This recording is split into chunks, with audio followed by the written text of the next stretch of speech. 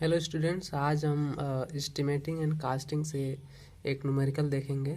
इस पे जैसा कि हमने थ्योरी कुछ चीज़ें बता चुके हैं और कुछ चीज़ें अभी हैं जो कि कंड्यूट एसेसरीज हैं। जैसे कंड्यूट वायरिंग में कौन कौन से एसेसरीज हम यूज करते हैं और क्या क्या चीज़ें हैं, ये सब हमने बता दिया है, पहले ही बता दिया था। तो उस चीज़ को एक बार रिवीजन कर लीजिएगा आप लोग। और फिर यहाँ पे उसके बाद से हम कंडक्टर की साइज डिसाइड करेंगे। तो हम क्वेश्चन में ही हम बता दिया करेंगे कि किस तरह से हम कंडक्टर की साइड डिसाइड करते हैं। इसके लिए एल्युमिनियम कंडक्टर हुआ या फिर कापर कंडक्टर हुआ, तो इन सब के लिए बुक में टेबल्स दिया हुआ है कि हम कितने एम्पियर तक के लिए हम किस साइज की हम एल्युमिनियम कंडक्टर या फिर जो भी कापर वायर है हम यूज कर सकते हैं। तो यहाँ पे हम एक क्वेश्चन देखेंगे। जैसा कि क्वेश्चन में दिया हुआ है कि चित्र में एक भवन का प्लान डायग्राम दिया गया है। इसके लिए इलेक्ट्रिकल सर्किट को ड्रा करना है और भवन में उपयोग किए जाने वाले कंड्यूट पाइप के लिए आवश्यक सामग्री की मात्रा और उसकी कास्ट का अनुमान लगाना है। जबकि छत की ऊंचाई दिया हुआ है 3.5 मीटर है। तो यहाँ पे हम देख सकते हैं कि जो भी भवन है उसका यहाँ पे प्लान डायग्राम दिया गया है। तो यहाँ पे ये एंट्री गेट है, यहाँ पे एंट्री है, यहाँ पे एंट्री कर सकते हैं। और ये खुला आसमान है, जैसे कि चारों तरफ चार दीवारी है और ये 3x2 मीटर की डायमेंशन में है। ये हमारा एक हॉल है जिसकी डायमेंशन है 5x4 मीटर, यानी कि लंबाई कितनी है 5 मीटर, जैसा कि हम देख सकते हैं। और चौड़ाई इसकी कितनी है 4 मीटर दिया हुआ है। इसकी चौड़ाई कितनी है 4 मीटर है, यहाँ से यहाँ तक। तो यहाँ पे हम देख सकते हैं जो हॉल है इसमें 3 पॉइंट्स लगे हुए हैं, लगाने हैं। यहाँ पे लैंप है, ये फैन है और यहाँ पे भी एक लैंप है। ये जो है हमारा विंडो दिखाया गया है, विंडो का सिंबल है। ये हमारा डोर है, फिर यहाँ पे भी हमारा एक डोर लगा हुआ है और यहाँ पे भी डोर है और ये लैंप लगे हुए हैं, फिर यहाँ पे भी एक लैंप लगा हुआ है। तो ये ओवरऑल जो भी भवन है उसका डायमेंशन दिया हुआ है और उसका प्लान डायग्राम दिया हुआ है। तो यहाँ पे जो भी क्वेश्चन हम सॉल्व करने से पहले हम बताए थे कि उसके लिए कुछ पहले एजम्पशन करने पड़ते हैं, जो कि एजम्पशन करके ही उसी बेसिस पे हम क्या करते हैं कि जो भी हमारी वायरिंग है करते हैं, इलेक्ट्रिकल इंस्टॉलेशन करते हैं। तो सबसे पहले हम एजम्पशन देखेंगे कि एजम्पशन क्या है सॉल्यूशन में। छत की ऊंचाई ये तो दे रखा है 3.5 मीटर है। तो यहाँ पे हम मान लेंगे कि जो क्षैतिज रन है वो 3 मीटर पे की जाएगी। जो भी कंडक्टर की जो क्षैतिज रन है दीवार पे, वो फर्श से 3 मीटर की ऊंचाई पर की जाएगी। Main switch, distribution board, switch board की जो ऊंचाई है फर्श से 1.5 मीटर पे की जाएगी। इस तरह हम देखते हैं कि जो अगर ये फर्श की ऊंचाई फर्श से 1.5 मीटर की ऊंचाई पे हम कर रहे हैं, इन सब की इंस्टॉल कर रहे हैं। तो इस तरह से हम देख रहे हैं कि जो भी हमारी हॉरिजॉन्टल रन है अर्थात 3 मीटर पे हो रहा है और नीचे से और फर्श से ये सब जो भी एसेसरीज है 1.5 मीटर पे लगा रहे हैं। तो क्षैतिज रन और ये स्विच बोर्ड के बीच की जो दूरी हो जाएगी 1.5 मीटर ही होगी। तो ये ध्यान रखिएगा आप लोग। यहाँ पे हम बल्ब जो है दीवार पर हॉरिजॉन्टल रन से 0.5 मीटर नीचे लगाएंगे। ठीक है, जो भी बल्ब है यहाँ पे हम हॉरिजॉन्टल रन से 0.5 मीटर नीचे ही हम लगा रहे हैं। ठीक है, इसके बाद हम इसी क्रम में हम देखेंगे आगे। यहाँ पे जो भी हम पॉइंट हम लगा रहे हैं तो उन सारी पॉइंट्स की कितनी हम रेटिंग लेते हैं, ये बुक में टेबल में दिया हुआ है कि कौन से इस सीरीज के लिए हम कितना वाटेज तक मानते हैं। तो वो एक हम अलग वीडियो में हम बता देंगे कि किस पॉइंट के लिए हम कितना वाट कंसीडर करते हैं। उसके लिए हम एक वीडियो बना देंगे। फिर जो भी कंडक्टर की साइज है वो कितने एम्पियर तक करंट के लिए बियर कर सकती है, ये सब भी बुक में टेबल में दिया हुआ है। तो कुछ चीज़ें जो कि टेबल में दिया हुआ है बुक में, वो हम अलग वीडियो में आप लोगों को हम प्रोवाइड करा देंगे। तो यहाँ पे हम देखेंगे कि जो भी लाइट पॉइंट की संख्या है कितनी है, कितने लाइट लगे हैं, 5। यहाँ पे हम काउंट कर सकते हैं, यहाँ पे जो है हम काउंट कर सकते हैं कितने लाइट लगे हैं। तो यहाँ पे हम देख सकते हैं 1 2, फिर ये 3, ये 4 और ये 5। तो इस तरह से हम देख रहे हैं 5 जो है 5 क्या है, लाइट पॉइंट है। और प्रत्येक लाइट पॉइंट की जो वाटेज रेटिंग हमने मान चुके हैं 60 वाट का मान लिए हैं। तो इस तरह से जो टोटल वाट हो जाएगी कितनी हो जाएगी, 300 वाट। इसी तरह फ़ैन जो है एक लगाए जाने हैं, और फ़ैन की जो वाटेज रेटिंग है 60 वाट है। तो इस तरह से 1 × 60 = 60 वाट। इसी प्रकार प्लग पॉइंट या फिर सॉकेट आउटलेट जो है हम 2 लगाएंगे, ठीक है, हॉल में और रूम में। तो यहाँ पे 2 हो जाएगा, और प्रत्येक सॉकेट आउटलेट की जो रेटिंग है 100 वाट लेंगे। तो इस तरह से ये 200 वाट हो जाएगा। तो टोटल जो लोड होगा 560 वाट हो गया। तो यहाँ से हम क्या करेंगे कि जो फुल लोड करंट है यहाँ से हम फाइंड करेंगे। और इसी क्रम में हमको पता है कि V = क्या होता है, P = क्या होता है, V × I होता है। तो यहाँ से I = क्या हो जाएगा, P/V। P हमने निकाल चुका है, जो टोटल लोड है यही हमारा P है। तो यही P क्या हो जाएगा, 560 / 240 वोल्ट, ठीक है। V की वैल्यू कितनी है, 240 वोल्ट, ये हम मान लेते हैं। तो यहाँ से हम देख रहे हैं जो करंट की वैल्यू है आ रही है 2.33 एम्पियर आ रही है। चूँकि टोटल करंट का मान जो है 2.33 एम्पियर है, जो कि क्या है 5 एम्पियर से कम है, ठीक है। इसलिए हम क्या करते हैं कि जो भी एल्युमिनियम कंडक्टर है 1.5 mm² का, हम क्या करते हैं एल्युमिनियम कंडक्टर यूज करते हैं विथ PVC इंसुलेटेड। यहाँ लिख सकते हैं with PVC insulated, PVC insulated, यानी कि जो उसका इंसुलेशन होगा क्या होगा, PVC होगा। PVC का मतलब पॉलीविनाइल क्लोराइड, ठीक है। तो इस तरह से हम देख रहे हैं कि जो हमारा 1.5 mm² एल्युमिनियम का जो कंडक्टर होता है वो हम 5 एम्पियर तक यूज कर सकते हैं, 5 से 10 एम्पियर तक हम यूज कर सकते हैं, ठीक है। उसके बाद से हम देखेंगे कि टोटल जो पॉइंट हैं यहाँ पे हम देख रहे हैं, टोटल पॉइंट अगर हम काउंट करें तो 5 ये है, एक फ़ैन है, 2 सॉकेट आउटलेट है, तो 5 और 1 6 और 2 8, यानी कि टोटल जो पॉइंट हो रहे हैं कितना हो रहा है, 8 हो रहा है, जो कि 10 से कम है। तथा जो टोटल लोड हो रहा है 560 हो रहा है, जो कि 800 वाट से लोड जो है 800 वाट से कम है। इसलिए केवल एक ही सर्किट की आवश्यकता होगी, ठीक है। अगर हमारे यहाँ पे पॉइंट अगर बढ़ते या फिर हमारी जो वाट टोटल जो लोड है ये लोड 800 वाट से ज़्यादा होती, तो दोनों ही केसेस में हम क्या करते कि सब सर्किट हम बना लेते। तो चूँकि यहाँ पे इस तरह कोई बात नहीं है, इसलिए हम क्या कर सकते हैं कि जो भी सर्किट होगी वो कितनी होगी, एक ही सर्किट से हम कनेक्शन प्रोवाइड करेंगे। यहाँ पे हम जो भी भवन है इसका वायरिंग डायग्राम हम देख सकते हैं, अर्थात हम कौन कौन से जो एक्सेसरीज है हम कहाँ पे लगाएंगे, उसकी वायरिंग किधर किधर से ले जाएंगे यहाँ पे हम देख सकते हैं, ठीक है। तो जो भी ये जो खुला आसमान है यहाँ पे इसकी जो डायमेंशन है 3x कितनी की है, 3 की है। और यहाँ से हम देख सकते हैं 3x2 की है। इसकी डायमेंशन क्या है, 3x2, यानी कि 3 मीटर लंबाई है, 2 मीटर उसकी चौड़ाई है, ठीक है। तो 2 मीटर चौड़ाई है, तो हम कह सकते हैं कि 0.5 ये 0.5 ये कितना हो जाएगा, 1 और 2 है ना ये, तो ये भी 1 हो जाएगा, ये 1.5 नहीं होगा, ये 1 मीटर हो जाएगा, ठीक है। फिर यहाँ पे डोर है, फिर ये यहाँ पे डोर दिख रहा है, फिर इस दीवार से 0.5 मीटर पर मेन स्विच लगाएंगे। फिर मेन स्विच से 0.5 मीटर पर डिस्ट्रीब्यूशन बोर्ड लगाएंगे।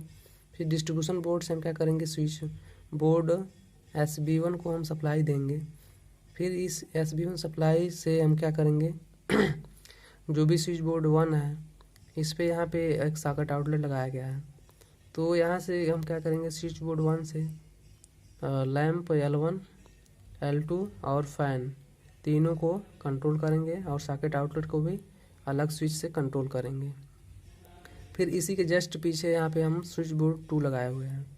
तो इस स्विच बोर्ड 2 से हम क्या करेंगे, इस सॉकेट आउटलेट को सप्लाई देंगे, L3 को, L4 को और L5 इन तीनों को हम सप्लाई यहीं से प्रोवाइड कराएंगे, अर्थात यहीं से हम इसी स्विच बोर्ड से हम कंट्रोल करेंगे। तो इस तरह से हम देख सकते हैं कि ये 3x3 का है और ये 3x2 का है। तो चूँकि जो सारे पॉइंट्स हैं वो बीच में ही लगाए जाते हैं, तो यहाँ पे जो भी ये बल्ब है ये 3 मीटर है इसकी लंबाई, तो इसके बीच में हम लगा रहे हैं, तो इसलिए ये 1.5 मीटर हो जाएगा, यहाँ से यहाँ तक 1.5 मीटर, ठीक है। और इस दीवार से 0.5 मीटर पे ये स्विच बोर्ड लगाए गए हैं, तो यहाँ से इतना दूरी कितनी हो जाएगी, 0.5 हो जाएगी। फिर ये जो लैंप है ये भी 1.5 मीटर पे ही होगा इस दीवार से, ठीक है। फिर हम ये जो लैंप है ये भी यहाँ से यहाँ के बीच की दूरी क्या होगी, 1.5 मीटर ही होगी। और चूँकि ये जो डिस्टेंस हो जाएगी 3 मीटर हो जाएगी, L4 से लेकर के L3 के बीच की दूरी। फिर इधर ये जो इसकी जो डायमेंशन है 4x5 की है, तो यहाँ इस स्विच बोर्ड से फैन के बीच की जो दूरी हो जाएगी 2 मीटर हो जाएगी, क्योंकि ये टोटल 4 मीटर है तो इसका आधा क्या हो जाएगा, 2 मीटर पे हो जाएगा। फिर इससे यहाँ L1 की दूरी क्या हो जाएगी, क्योंकि ये टोटल 5 मीटर पे है, तो यहाँ से यहाँ की दूरी आधी होगी, यानी कि 2.5 मीटर। और ये भी दूरी क्या हो जाएगी, 2.5 मीटर। ये विंडो है, यहाँ पे विंडो है, यहाँ पे भी विंडो है, यहाँ पे विंडो दिया हुआ है। इसके बाद अब हम यहाँ पे इसका मल्टी लाइन वायरिंग डायग्राम हम बनाएंगे इसका। तो मल्टी लाइन वायरिंग डायग्राम, जैसा कि हम फिगर में हम देख सकते हैं किस तरह से हम मल्टी लाइन इसका वायरिंग डायग्राम बनाए हैं। तो ये सबसे पहले हम क्या है हमारा मेन स्विच है, फिर ये डिस्ट्रीब्यूशन बोर्ड है, फिर डिस्ट्रीब्यूशन बोर्ड से हम किसको सप्लाई देंगे, स्विच बोर्ड 1 को। तो यहाँ पे हम देख सकते हैं कि ये जो हमारा फेज है ये न्यूट्रल है। तो फेज में हमारा क्या होता है, ये लिंक है, कनेक्टिंग लिंक है, ये कनेक्टिंग लिंक है, ये हमारा क्या है, फ्यूज है, जो कि फेज में हमारा फ्यूज लगा हुआ है, ये न्यूट्रल लिंक है। तो यहाँ से हम देख सकते हैं कि ये हमारा डिस्ट्रीब्यूशन बोर्ड है, यहाँ पे फेज में हम फ्यूज लगा करके फिर हम इसको जो स्विच बोर्ड 1 है उसको हम सप्लाई दे रहे हैं, यहाँ पे देख सकते हैं। फिर ये न्यूट्रल को हम क्या करेंगे, यहाँ पे सॉकेट आउटलेट लगा हुआ है, यहाँ पे हम लाएंगे, न्यूट्रल देंगे, फिर लूप करके हम अगले फैन को देंगे, फिर यहाँ से लूप करके न्यूट्रल को हम लैंप L2 को देंगे, फिर L2 से लूप करके हम L1 को जो भी है न्यूट्रल हम देंगे। फिर यहाँ से इस पॉइंट को इस स्विच के फेज को यहाँ से इस स्विच से कनेक्ट करेंगे, फिर फेज को इस स्विच से, फिर फेज को इस स्विच से हम कनेक्ट करेंगे। फिर इसके आउटपुट को हम एक स्विच को आउटपुट को हम एक एक्सेसरी से कनेक्ट कर देंगे। फिर इसको हम यहाँ पे फैन रेगुलेटर लगाया गया है, फैन रेगुलेटर के आउटपुट को हम क्या कर रहे हैं, यहाँ फैन पे दे रहे हैं पॉइंट सप्लाई। फिर उसके बाद से ये जो स्विच है इसकी आउटपुट को हम किससे कनेक्ट कर रहे हैं, लैंप L1 को कंट्रोल करेंगे, फिर इस स्विच से हम L2 को कंट्रोल करेंगे। फिर हम क्या करेंगे कि जो अगला स्विच बोर्ड है, स्विच बोर्ड 2, हम जानते हैं कि इस स्विच बोर्ड के जस्ट पीछे ही है स्विच बोर्ड 2, तो इसलिए हम यहाँ पे क्या करेंगे कि यहाँ से न्यूट्रल और फेज, जैसा कि हम देख सकते हैं यहाँ से हम फेज हम क्या कर रहे हैं, यहाँ से ये फेज ला करके यहाँ पे हम दे रहे हैं इस स्विच में, स्विच बोर्ड 2 में। फिर न्यूट्रल को हम यहाँ से ला रहे हैं, ये न्यूट्रल हमारा आ रहा है, ये न्यूट्रल लाया हमने, यहाँ पे सॉकेट आउटलेट को दिया, फिर यहाँ से लूप करके हम अगले लैंप को देंगे, फिर लैंप L3 से लूप करके हम लैंप L4 को देंगे, फिर L4 को लूप करके हम L5 को हम न्यूट्रल देंगे।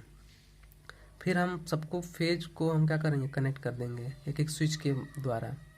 फिर हम यहाँ पे जो स्विच सेकेंड है, स्विच फर्स्ट की जो आउटपुट है उसको हम सॉकेट आउटलेट को सप्लाई से कनेक्ट करेंगे। फिर स्विच 2 को जो है हम लैंप L3 को देंगे, फिर स्विच 3 को लैंप L4 को, फिर स्विच 4 को, यहाँ पे ये स्विच 4 है, ठीक है, स्विच 4 को हम लैंप L5 से कनेक्ट करेंगे। फिर हम इसका अब हम क्या करेंगे कि सिंगल लाइन डायग्राम ड्रा करेंगे, जो कि काफ़ी यहाँ पे देख सकते हैं कॉम्प्लिकेटेड है, फिर भी समझने की कोशिश कीजिएगा आप लोग। और ये जो सिंगल लाइन डायग्राम है, वायरिंग डायग्राम, ये यहाँ पे जो मल्टी लाइन वायरिंग डायग्राम दिया गया है, इसी की सहायता से हम इसको ड्रा करेंगे, ठीक है। और जो भी एक एक एसेसरीज के बीच का जो डिस्टेंस है, हम ये जो वायरिंग डायग्राम है, इसी वायरिंग डायग्राम से ही हम डिस्टेंस क्या करेंगे, वहाँ पे सिंगल लाइन डायग्राम में हम लिखेंगे। फिर उसी डिस्टेंस के अकॉर्डिंग हम लेंथ ऑफ कंड्यूट पाइप और लेंथ ऑफ कंडक्टर निकाल लेते हैं फाइनली। यहाँ पे हम सिंगल लाइन वायरिंग डायग्राम के बारे में देखेंगे। तो यहाँ पे हम देख सकते हैं कि ये हमारा मेन स्विच है, फिर ये डिस्ट्रीब्यूशन बोर्ड है, फिर स्विच बोर्ड 1 है। यहाँ पे हम देख सकते हैं, यहाँ पे हम सिंगल लाइन वायरिंग डायग्राम देख सकते हैं। ये जो भी सिंगल लाइन वायरिंग डायग्राम है, हम मल्टी लाइन वायरिंग डायग्राम की सहायता से ही हम ड्रा करते हैं, जैसा कि हम बता चुके हैं। तो यहाँ पे हम देखेंगे कि जो यहाँ पे क्या है, हमारा मेन स्विच है, फिर ये हमारा डिस्ट्रीब्यूशन बोर्ड है, फिर ये हमारा स्विच बोर्ड है। तो मेन स्विच से हम डिस्ट्रीब्यूशन को सप्लाई देंगे, फिर डिस्ट्रीब्यूशन बोर्ड से हम स्विच बोर्ड 1 को सप्लाई हम देंगे, ठीक है। तो ये जो भी हमारा हॉरिजॉन्टल ये रन है और ये हमारा मेन स्विच है, इनके बीच की जो दूरी होगी 1.5 मीटर होगी, क्योंकि हमको पता है कि जो हमारी ये इसकी जो ऊंचाई है फर्श से 1.5 मीटर पे हम लगाए हुए हैं, ठीक है। और ये हमारी 3 मीटर पे है नीचे से, तो 1.5 हम घटा देंगे तो क्या हो जाएगा, इसके बीच की दूरी निकल जाएगी, जो कि 1.5 मीटर हो जाएगी। फिर मेन स्विच और डिस्ट्रीब्यूशन बोर्ड के बीच की जो दूरी होगी वो 0.5 मीटर पे हमने लगाया है। जैसा कि हम यहाँ पे देख सकते हैं कि मेन स्विच और डिस्ट्रीब्यूशन बोर्ड के बीच की जो दूरी है 0.5 मीटर हम देख सकते हैं, ठीक है। फिर उसके बाद से ये जो दूरी होगी सब बराबर होगी 1.5 मीटर। फिर जो डिस्ट्रीब्यूशन बोर्ड है, फिर मेन स्विच बोर्ड है 1 है, उनके बीच की जो दूरी होगी कितनी होगी हम देख सकते हैं यहाँ से। ये हमारा डिस्ट्रीब्यूशन बोर्ड है और ये हमारा स्विच बोर्ड 1 है। तो ये जो दूरी हो जाएगी 1 मीटर और प्लस 0.5 मीटर, अर्थात 1.5 मीटर हो जाएगी। 1 मीटर प्लस 0.5 मीटर, तो ये 1 मीटर हो जाएगा। ये 1 मीटर प्लस 0.5 मीटर, तो ये कितना हो जाएगा, 1.5 मीटर हो गया। उसके बाद से हम देखेंगे कि जो भी हमारा स्विच बोर्ड 1 है उस पर कितने वायर आ रहे हैं। यहाँ पे हम काउंट करेंगे। तो यहाँ पे सिंगल लाइन वायरिंग डायग्राम में 6 कंडक्टर दिखाया गया है जो कि स्विच बोर्ड 1 पे आ रहे हैं। हम यहाँ से हम देख सकते हैं कि जो भी हमारा मल्टी लाइन वायरिंग डायग्राम है, यहाँ से हम देख सकते हैं कि मेन स्विच से डिस्ट्रीब्यूशन बोर्ड के बीच 2 कंडक्टर आ रहे हैं। तो यहाँ से हम देख सकते हैं कि मेन स्विच से डिस्ट्रीब्यूशन बोर्ड के बीच कितने कंडक्टर आ रहे हैं, 2 कंडक्टर। तो यहाँ भी 2 कंडक्टर हैं, यहाँ भी 2 कंडक्टर, यहाँ भी 2 कंडक्टर। फिर इसके आगे भी हम कितने कंडक्टर जाएंगे, स्विच बोर्ड 1 पे 2 ही कंडक्टर जा रहे हैं, जैसा कि हम यहाँ से देख सकते हैं। डिस्ट्रीब्यूशन बोर्ड से स्विच बोर्ड 1 के बीच 2 ही कंडक्टर जा रहे हैं, ठीक है। तो ये 2 कंडक्टर हो जाएंगे। फिर इस स्विच बोर्ड पर कितने कंडक्टर आ रहे हैं हम काउंट करेंगे। ये जो दोनों वायर हैं, चूँकि ये दोनों वायर हम काउंट नहीं करेंगे, क्योंकि ये जो स्विच बोर्ड है इसी स्विच बोर्ड से हम इस स्विच बोर्ड सेकंड पे हम सप्लाई दे रहे हैं, तो दीवार के अंदर से ही जस्ट उसके पीछे ही है, तो इसलिए इस कंडक्टर को हम काउंट नहीं कर रहे हैं यहाँ पे। तो इन दोनों कंडक्टर को छोड़ के देख रहे हैं कितना कंडक्टर हो रहा है। तो 1 2 इसको छोड़ देंगे, 3 4 5, 6। तो ये इस तरह से 6 टोटल कंडक्टर इस स्विच बोर्ड पे आ रहे हैं। तो यहाँ पे 6 कंडक्टर हो गया। फिर इस स्विच बोर्ड के आगे और फैन से पहले कितना कंडक्टर है देखेंगे। इस स्विच बोर्ड के आगे और फैन से पहले कितना कंडक्टर है यहाँ बीच में। तो 1, 2, 3, 4 कंडक्टर है। तो यहाँ पे हमने 4 कंडक्टर ये दिखा दिया।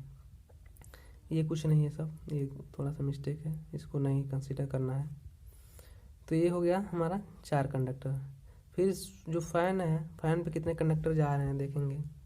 तो हम देख सकते हैं जो फ़ैन है हमारा 1, 2, 3 कंडक्टर आ रहे हैं, 3 कंडक्टर। और ये 0.5 मीटर नीचे लटका करके हम लगाए हुए हैं। तो ये 3 कंडक्टर हमने दिखा दिया। फिर इसी फ़ैन से हम क्या करेंगे, स्विच बोर्ड इसी फ़ैन से लैंप L1 और L2 को सप्लाई देंगे। जैसा कि हम यहाँ देख सकते हैं, यहाँ पे लैंप L1 को गया है सप्लाई, फिर लैंप L2 को सप्लाई गया है।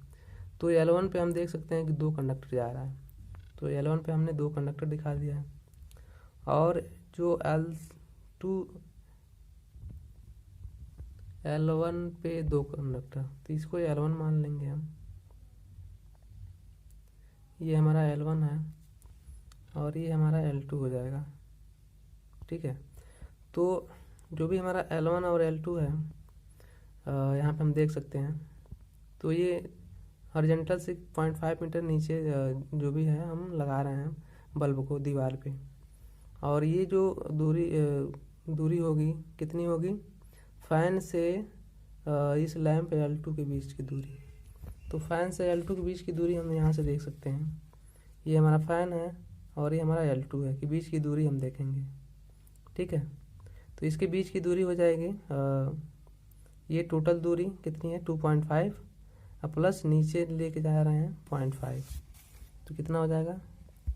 तो ये 2.5 और ये नीचे लेके जा रहे हैं 0.5।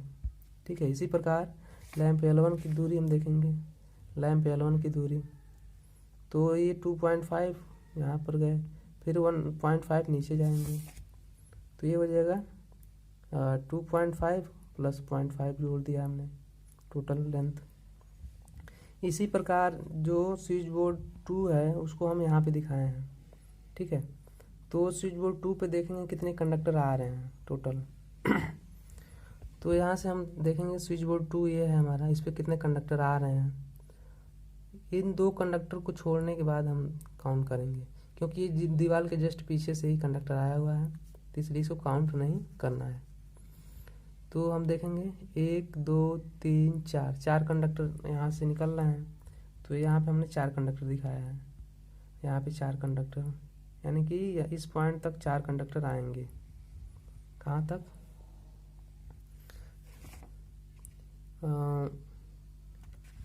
ये जो बल्ब है यहाँ तक हमारे 4 कंडक्टर आएंगे। ठीक है। उसके बाद यहाँ पे हम फिर देखेंगे कि लैंप L4 के लिए, लैंप L4 के लिए हम देखेंगे लैंप L4 पे कितने कंडक्टर आ रहे हैं 3। तो ये 3 कंडक्टर हो गए। फिर L5 पे भी कितने कंडक्टर जा रहे हैं 2 कंडक्टर। क्योंकि यहाँ पे हम देख सकते हैं थोड़ा सा इसमें मिस्टेक हो गया है। L4 यहाँ पे है, L3 यहाँ पे है और L5 यहाँ पे है। ठीक है। तो ये कंडक्टर यहाँ से यहाँ तक जाएगा L3 के लिए। तो L3 कौन सा है यहाँ पे, ये है। तो L3 ये है। तो L3 के लिए 3 कंडक्टर आएगा, यहाँ पे हम 3 कंडक्टर कर लेंगे। फिर जो भी हमारा L3 के लिए हम देखेंगे, L3 हो गया। L4 और L5 जो कि दोनों ही एक दूसरे के विपरीत लगे हुए हैं। तो L4 और L5, तो L4 पे भी हमारा क्या आ रहा है 3 कंडक्टर आ रहा है। तो L4 पे हम दिखा देंगे 3 कंडक्टर। फिर L5 पे 2 कंडक्टर जाएंगे। तो L5 कहाँ है, ये हमारा L5 है, यहाँ पे 2 कंडक्टर दिखाएंगे हम। तो ये जो थोड़ा सा जो मिस्टेक हुआ है इसको आप लोग जो है जो भी हम लेंथ ऑफ कंडक्टिव पाइप और लेंथ ऑफ जो कंडक्टर जो टेबल हमने बनाया है वहाँ से आप लोग थोड़ा सा करेक्शन कर लीजिएगा। बस थोड़ा सा मिस्टेक हुआ है, यहाँ पे 3 कंडक्टर हो गए हैं। तो यही जो लेंथ जो हम लिखेंगे ये 3 कंडक्टर के में लिखेंगे, ना कि 2 कंडक्टर वाले टेबल में लिखेंगे, ठीक है। फिर इसके बाद से हम क्या देखेंगे, यहाँ पे आ जाएंगे table for length of conduit pipe and wire. यहाँ पे हमने एक टेबल बनाया है, जिस टेबल में हमको क्या मिलेगा, कंड्यूट पाइप की साइज़ कितनी लेनी है, कितने नंबर ऑफ कंडक्टर के लिए, और कंड्यूट पाइप की लेंथ कितनी होगी, और टोटल कंडक्टर की लेंथ कितनी होगी। तो 2 कंडक्टर के लिए जहाँ जहाँ 2 कंडक्टर होंगे उसके लिए हम 16 mm कंड्यूट पाइप यूज करेंगे, और जहाँ जहाँ 2 कंडक्टर होंगे उन सबको हम जोड़ लेंगे। जैसा कि हम देख सकते हैं यहाँ पे फिगर में, ये जहाँ जहाँ 2 कंडक्टर दिख रहे हैं ये सारे लेंथ हम क्या करेंगे, ये 2 कंडक्टर जहाँ जहाँ दिख रहे हैं, ये 2 कंडक्टर, ये सारे लेंथ हम यहाँ पे जोड़ रखे हैं। यहाँ पे ये सारे लेंथ हम जोड़ रखे हैं, ठीक है। अभी जो थोड़ा सा जो मिस्टेक हुआ था, जो जहाँ पे 2 कंडक्टर की जगह पे 3 कंडक्टर हमने किया है, तो वो जो लेंथ होगा ये 3 कंडक्टर वाले लेंथ में यहाँ पे लिखा जाएगा। तो उसको थोड़ा सा करेक्ट कर लीजिएगा आप लोग, उसमें कोई दिक्कत की बात नहीं है, इतना कर सकते हैं इसको। 3 कंडक्टर वाला जो जहाँ जहाँ 3 कंडक्टर है उसको यहाँ पे लिखिएगा, उस लेंथ को। जहाँ जहाँ 2 कंडक्टर हैं उस लेंथ को यहाँ लिख करके जोड़ दीजिएगा इकट्ठा, ठीक है। तो इसको जोड़ने पे इतना आ रहा है 14.5। तो 14.5 टोटल लेंथ हुई कंड्यूट पाइप की, लेकिन उसमें 2 कंडक्टर ले जा रहे हैं, तो उसमें 2 से गुणा करना पड़ेगा, तो हमको टोटल कंडक्टर की लेंथ निकल जाएगी। फिर 3 कंडक्टर के लिए हम क्या करेंगे ना, 19 mm का कंड्यूट पाइप यूज करेंगे। फिर जहाँ जहाँ 3 कंडक्टर होगा उसको हम ऐड करेंगे, फिर ऐड करके और ये टोटल लेंथ हम निकाल लेंगे। तो ऐड करने पे मान लीजिए 4 मीटर आ रहा है, तो 4 गुणे ये 3 कंडक्टर से 3 से गुणा कर देंगे तो 12 मीटर तो तार हो जाएगा। फिर 4 कंडक्टर के लिए हम देखेंगे कहाँ कहाँ 4 कंडक्टर है। तो 4 कंडक्टर हम यहीं से देखेंगे, जैसा कि हम देख सकते हैं यहाँ पे 4 कंडक्टर है, फिर यहाँ 4 कंडक्टर है यहाँ से यहाँ तक। तो ये लेंथ हम क्या करेंगे, जोड़ लेंगे यहाँ पे। तो हमने ये जोड़ रखा है 4 कंडक्टर के लिए, इतना आ रहा है। फिर 6 4 कंडक्टर है तो 6 गुणे 4 बराबर 24। फिर 6 कंडक्टर देखेंगे कहाँ कहाँ पे है। 6 कंडक्टर के लिए हम 25 mm कंड्यूट पाइप यूज करेंगे, और ये जो होगा 1.5 मीटर का लेंथ होगा। लेकिन हम देख सकते हैं कि जो 6 कंडक्टर है, सिर्फ यहीं पे 6 कंडक्टर हमारा दिख रहा है, और कहीं पे भी 6 कंडक्टर नहीं है। तो ये लेंथ के लिए 6 कंडक्टर हो जाएगा। फिर 1.5 मीटर के लिए 6 कंडक्टर होगा, तो 1.5 गुणे 6 तो ये 9 मीटर हो जाएगा। अब यहाँ से हम क्या करेंगे, जो टोटल लेंथ ऑफ कंडक्टर निकाल लेंगे। तो टोटल जो लेंथ ऑफ कंडक्टर होगा क्या होगा, सबको जोड़ लेंगे, ये इसको जोड़ेंगे प्लस इसको, तो ये 74 मीटर आ गया।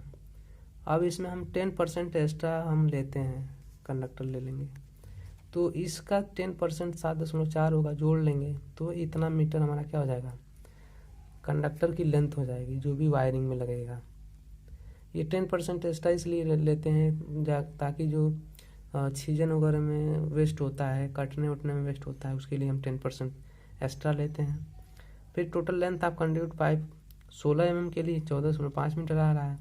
19 mm के लिए पाइप के लिए हम यहाँ से देखेंगे 19 mm पाइप के लिए ये दोनों जोड़ देंगे, तो 4 + 6 बराबर 10 मीटर आ जाएगा। फिर 25 mm के लिए केवल 1.5 मीटर पाइप ही लगेगा। इस सब का हम 10% ले करके इसमें ऐड कर देंगे अलग अलग, फिर जो आएगा वो हमारा उतना मीटर ज़रूरत पड़ेगी। तो हम कह सकते हैं कि ये जो कंडक्टर की जो लेंथ है वो 82 मीटर कह सकते हैं, या फिर 81 भी मान सकते हैं। फिर इसका हम 10% सबका निकाल के जोड़ करके फिर अप्रॉक्सीमेट निकाल लेंगे। उसके बाद से हम इसका जो भी सामग्री की लिस्ट है उसकी टेबल को हम लिख लेंगे। तो ये रहा हमारा ओवरऑल, जो भी इस क्वेश्चन में था हमने ओवरऑल हर चीज़ें बता दिया। बस थोड़ा सा मिस्टेक यहाँ पे ये हो गया था, ये हो गया है। हमने यहाँ पे पहले क्या था, यहाँ 2 कंडक्टर हमने लिख रखा था, तो बाद में हमको पता चला कि यहाँ पे 3 कंडक्टर जा रहे हैं, तो इसलिए 3 कंडक्टर में ये लेंथ लिखे जाएंगे, बस इतना ही करेक्ट करना है।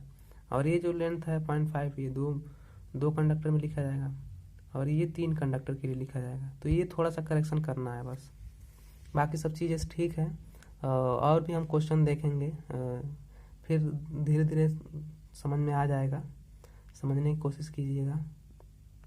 यहाँ पे हमने सारे पेजेज अपलोड कर दिए हैं, और वीडियो को आप लोग पॉज करके इस टेबल को और जो भी थ्योरी है उसको नोट कर सकते हैं आप लोग। और इसकी जो सामग्री की जो लिस्ट है, आप लोग बुक में जैसा दिया हुआ है अदर क्वेश्चन में, उसी हिसाब से आप लोग लिखने की कोशिश करिएगा। वीडियो को लाइक और शेयर करें।